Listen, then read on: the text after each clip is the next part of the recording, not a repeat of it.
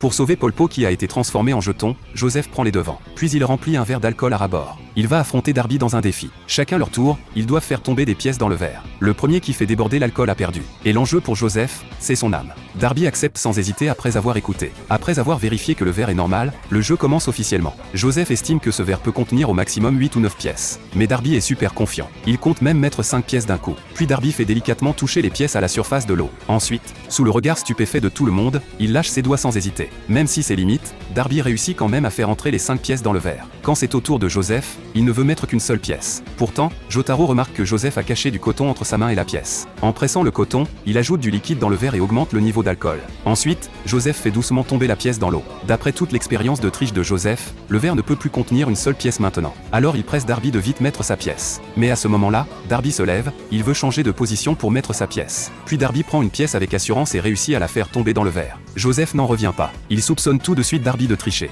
Mais Jotaro lui dit qu'il n'a rien vu de suspect du tout. C'est à nouveau le tour de Joseph. Mais là, Joseph est au maximum du stress. Parce que peu importe sous quel angle il le regarde, il pense qu'il est impossible de mettre une pièce de plus. C'est alors que le stand de Darby réapparaît et aspire instantanément l'âme de Joseph. Même si Joseph n'a pas encore commencé à mettre sa pièce dans le verre, dans son esprit, il s'est déjà considéré comme perdant. Ensuite, le stand transforme aussi l'âme de Joseph en jeton. À ce moment-là, Jotaro prend le verre et découvre qu'il y a un résidu de chocolat collé au fond. Et c'est justement la clé de la victoire de Darby. En fait, bien avant le début du jeu, Darby avait profité de la vérification du verre pour coller du chocolat au fond. Comme ça, le verre est légèrement incliné, et quand le chocolat fond, le verre redevient horizontal. Et Darby utilise la chaleur du soleil pour contrôler le moment où le chocolat fond.